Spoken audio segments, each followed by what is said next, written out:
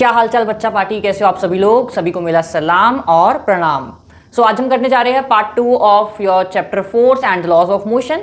अभी तक हम लोग फोर्स के बारे में सब कुछ पढ़ चुके हैं। फोर्स क्या होता है, कितने प्रकार का होता है, क्या क्या इफेक्ट होते हैं फोर्सेस के। अगर जो आप लोगों ने अभी तक नहीं देखा तो आई बटन विजिबल है, आप आई बटन के ऊपर जाके चेक कर सकते हैं, आपको वीडियो इंस्टेंटली अवेलेबल हो जाएगी।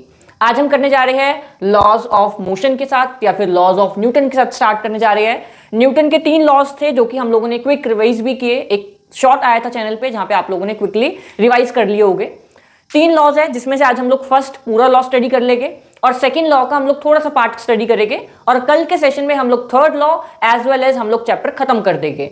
स्टार्ट करते हैं आज के सेशन को बिना किसी डिले के साथ और इस वीडियो में अंत तक बने रहिएगा, तभी आप लोगों को सब कुछ समझ आएगा, अदरवाइज ऐसे जाएगा सब कुछ। ठीक है, स्टार्ट कर रहे हैं आज के सेशन के साथ। Starting with the Newton's first law of motion. Newton's first law, ठीक है, Newton's first law and this law is also known as law of inertia.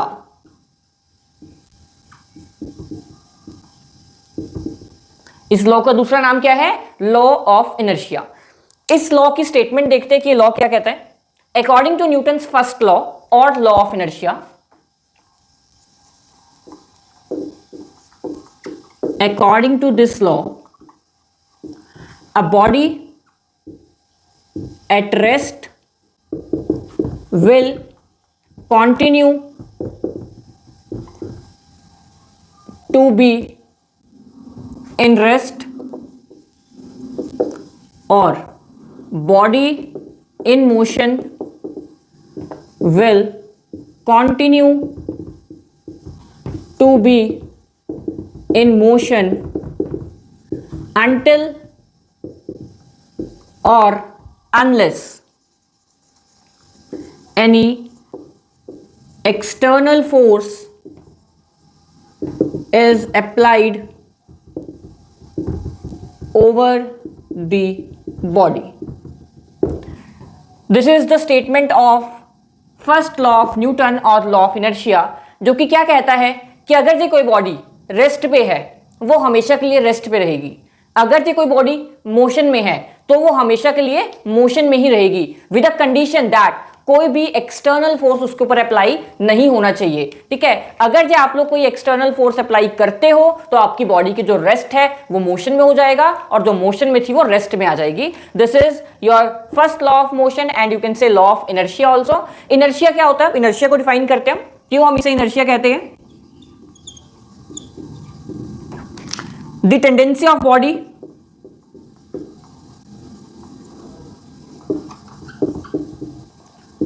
to remain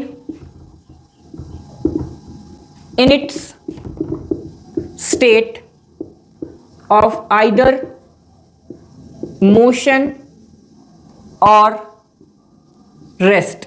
मतलब किसी भी बॉडी की क्षमता अगर जब वो रेस्ट में तो रेस्ट में बनी रहे, अगर जब वो मोशन में है तो मोशन में बनी रहे, उसे हम लोग कहते हैं दैट इज योर इनर्शिया। ठीक है, इट इज अ टेंडेंसी, ठीक है, ये एबिलिटी है बॉडी की जिसकी वजह से वो रेस्ट में है तो रेस्ट में रहेगी, मोशन में है तो मोशन में रहेगी। ठीक है, इसकी एप्लीकेशंस हमारे पास बहुत इंपॉर्टेंट है। एप्लीकेशंस क्या है? हमारे पास 3-4 एप्लीकेशंस है जिसके ऊपर क्वेश्चन बनते हैं।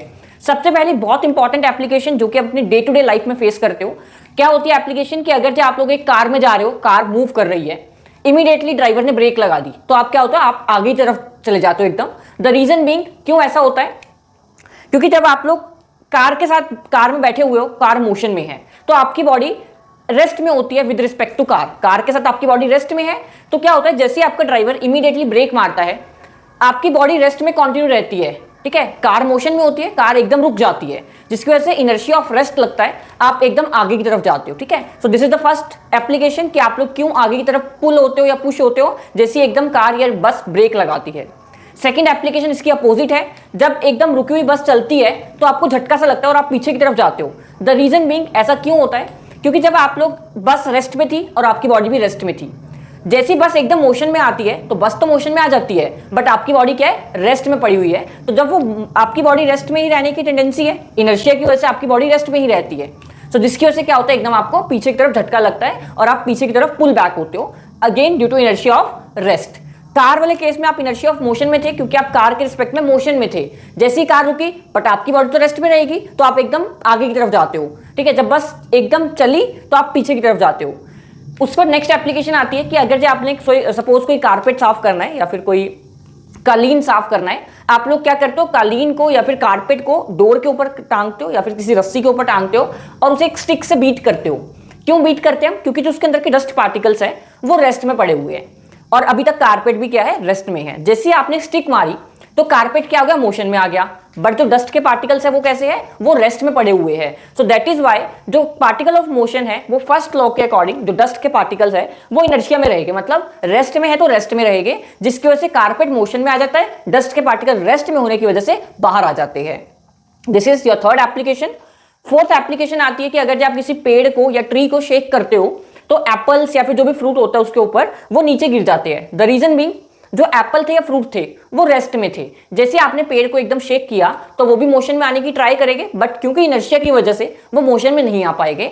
सो पेड़ तो मोशन में है बट आपके एप्पल या फिर फ्रूट क्या है, रेस्ट में है। So because of inertia of rest आपके एप्पल्स नीचे गिर जाएंगे। This is all about the applications of first law of motion. और इसमें से क्वेश्चन आता है, सबसे पहले आपने कंडीशन देखनी कि वो इनर्शिया ऑफ रेस्ट है या मोशन है।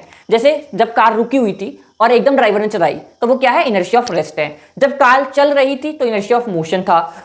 Dust particles inertia of rest की वजह से बाहर आए। और जो आपके ये लास्ट एप्लीकेशन हमने एप्पल वाली की थी या फ्रूट्स वाली की थी, तो फ्रूट्स में भी तो होता है इनर्शिया ऑफ रेस्ट अप्लाई होता है, ठीक है। उसके बाद हमारे पास नेक्स्ट हम लोग करने जा रहे हैं, that is second law of Newton's और second law of motion, that is law of momentum.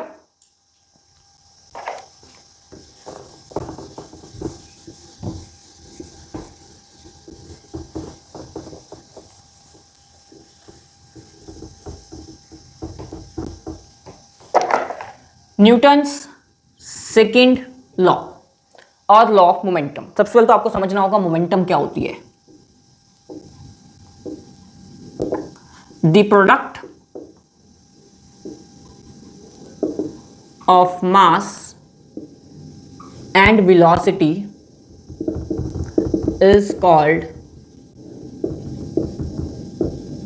Momentum, ठीक है। क्या है, अगर जो आप लोग किसी भी चीज में उसका मास और वेलोसिटी को मल्टीप्लाई कर देते हो तो वो आपके पास क्या आ जाती है, मोमेंटम आ जाती है। This is represented by symbol P। इसको हम लोग P से डिफाइन करते हैं। ये एक वेक्टर क्वांटिटी है।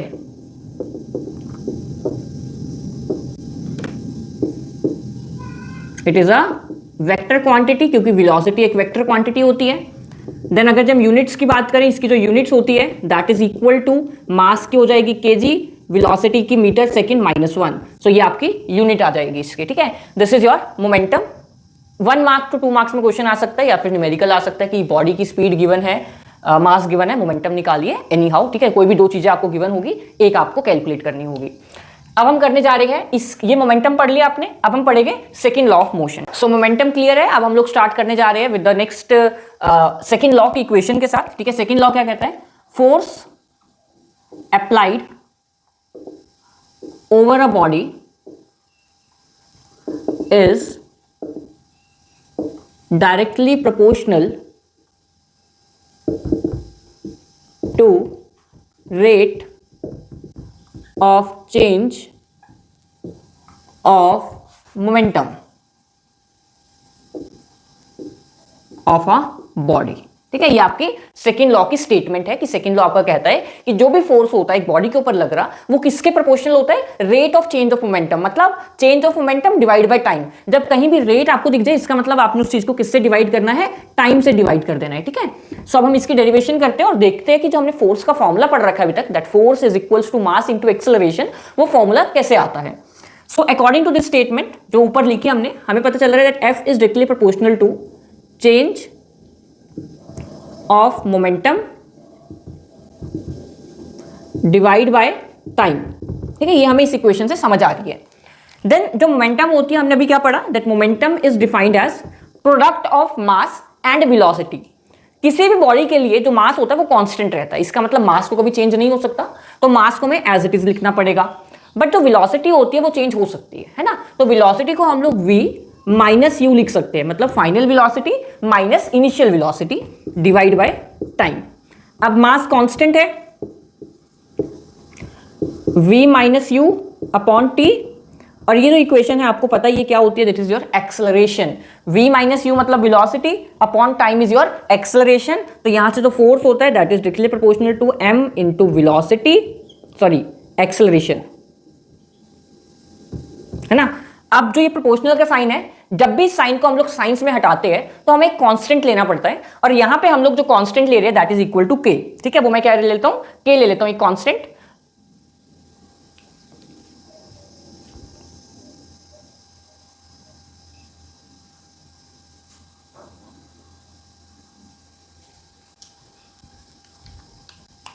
सो साइंस में जब भी हम लोग ये प्रोपोर्शनल का साइन हटाते हैं तो हमारे को एक कांस्टेंट लेना पड़ता है। तो यहां पे जो कांस्टेंट मैं लेना चाहूंगा वो मैं लूंगा k। ठीक है, that f is equal to, जब ये प्रोपोर्शनल का साइन इक्वल टू में बनेगा तो इधर हमें कांस्टेंट लेना पड़ेगा, m into a as it is रहेगा। लेट अस से इस k की वैल्यू क्या है, 1 है। देयरफॉर जब इसकी वैल्यू 1 हो जाएगी, therefore f is equals to m into a. This is how a formula of force is derived from second law of Newton. ठीक है, और ये इंपॉर्टेंट है, ये क्वेश्चन आता है 3 नंबर का, derive the formula of force from the second law of equation. और क्वेश्चन कैसे आता है, prove that F is equal to ma using second law of equation, second law of motion और न्यूटन। ठीक है, this is all about derivation. इसके application हम लोग कल स्टडी करेंगे, वो मोमेंटम के बेसिस पे, टाइम के बीच में डिफरेंस की वजह से, सो हम लोग वो कल स्टडी करेंगे। ठीक है, दैट्स ऑल फॉर टुडे। आप बताइए कि ये सेशन आपको कैसा लगा। अगर जो आपको स्कोप ऑफ इंप्रूवमेंट लगती है आपको, या फिर आप चाहते हो कि हम लोग कोई सेशन के अंदर इंप्रूवमेंट करें, please let us know in the comment section. Also like, subscribe and share this video.